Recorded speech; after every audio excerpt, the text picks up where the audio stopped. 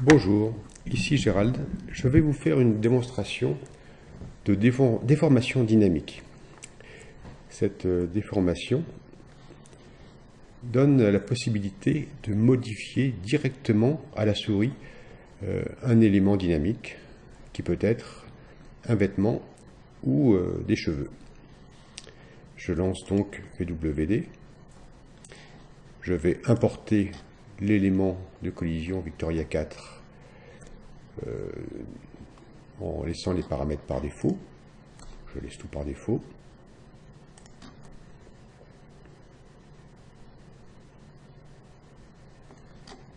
J'importe la jupe en laissant également les paramètres par défaut en tant que close. Je laisse tout ici par défaut. Je peux recliquer sur le bouton close ou je peux faire appliquer les paramètres. Voilà. Donc, on est dans un mode de dynamique. Bon, petit souci, les deux éléments ont pratiquement la même couleur, ce qui n'est vraiment pas trop pratique. Donc, petite possibilité, c'est de changer la couleur de l'élément dynamique, qui peut être l'un ou l'autre. Je peux très bien également sélectionner le personnage et modifier sa couleur. Voilà, on va laisser ça comme ça me paraît bien. Et maintenant, je vais faire une simulation statique. C'est-à-dire que je vais lancer la simulation. Si je ne fais strictement rien, la jupe va glisser et va tomber par terre. Donc, avant de faire cela, je vais faire un accrochage de la partie qui est au niveau de la ceinture sur le personnage.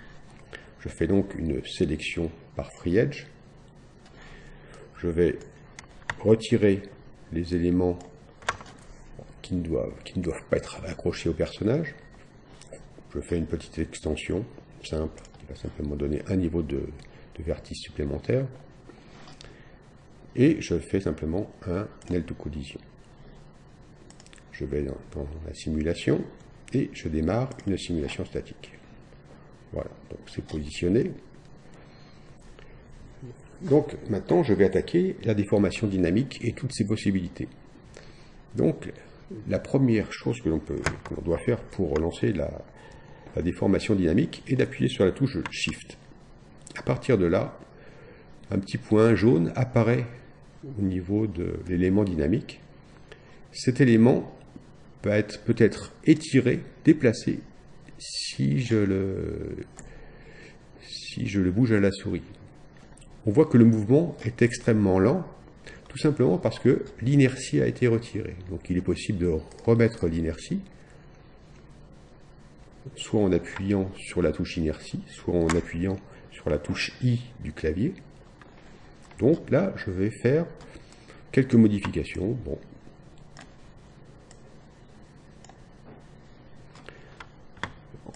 Le déplacement se fait parallèlement à l'écran.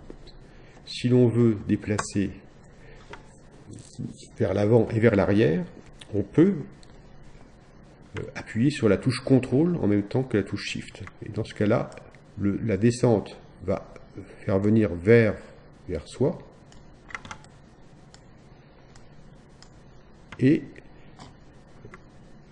vers le haut, ça va repousser pour l'emmener vers l'arrière.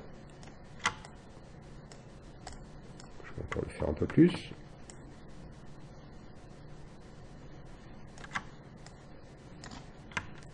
Donc là, je redonne. Je peux appuyer sur l'inertie pour redonner un mouvement normal. Donc ça, c'est la partie la plus simple de la déformation dynamique. Je peux donc étirer et déplacer un élément. Il existe une autre méthode de déplacement dynamique qui est la déformation dynamique on the fly, qui est en fait un mouvement qui ne suit pas la souris. Ça donne de petits à-coups qui permet, même si mon déplacement est permanent, en fait le déplacement lui-même est très local. Il faut donner des petites touches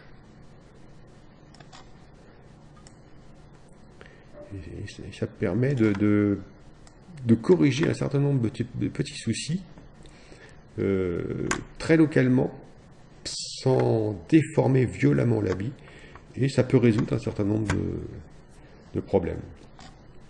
En particulier lorsque une dynamique un petit peu trop forte a été appliquée et qu'il y a des inversions de normales qui peuvent arriver.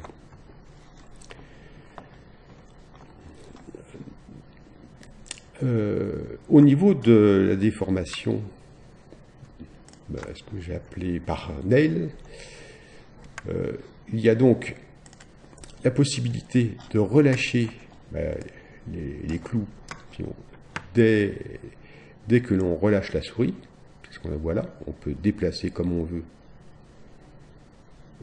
Mais en fait, à chaque fois, on suit la souris. Si je me redéplace ici, je ressuis de nouveau aussi la souris.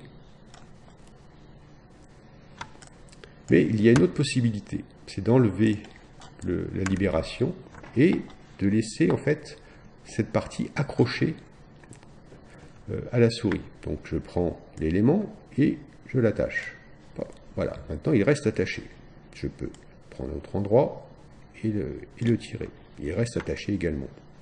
Je peux prendre ici, et ça c'est attaché un petit peu partout.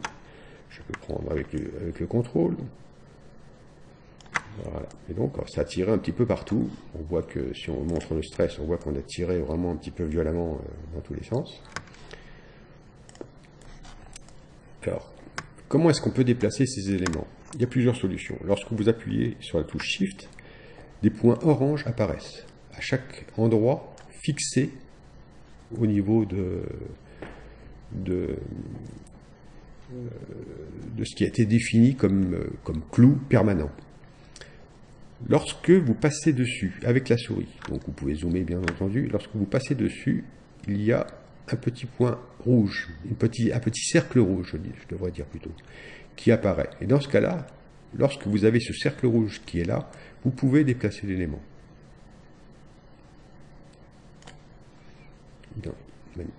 C'est identique pour celui-là. Et on s'aperçoit que c'est quelque chose d'assez difficile, d'une part à attraper, et ensuite, alors bien sûr, tous les déplacements se font de manière parallèlement à l'écran, ou alors vers l'avant et vers l'arrière si on utilise la touche contrôle associée à la touche Shift. Mais on voit que c'est difficile d'atteindre ces éléments. Donc, ce que j'ai fait, j'ai donné la possibilité d'appuyer, en appuyant sur la touche Shift, d'utiliser la roulette. Et donc, la roulette fait se déplacer les sélections sur les différents éléments attachés, cloués, de manière rotative, par rotation. Et donc, par rotation, on peut sélectionner un élément. Où que l'on soit sur l'écran, maintenant, une fois qu'il est sélectionné, on peut le déplacer dans un espace perpendiculaire, parallèle à l'écran, si on est ici. Je réappuie sur la touche Shift, j'ai mon élément qui est sélectionné et je peux le bouger de manière parallèle. Ou, si je prends le Shift, le tirer vers un côté. Donc, mettons qu'on veuille rebouger celui-là. Hop. Je l'ai bougé un petit peu violemment parce que la souris a été bougée un petit peu violemment également. Voilà, donc là je peux le bouger.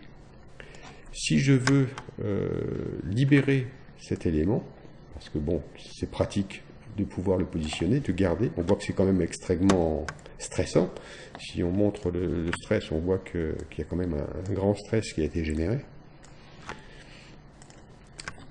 On peut libérer les éléments de la même façon, c'est-à-dire qu'en fait, il suffit que l'on clique sur la touche Free to Nail, et donc on peut se déplacer sur l'élément et appuyer sur l'écran pour le libérer.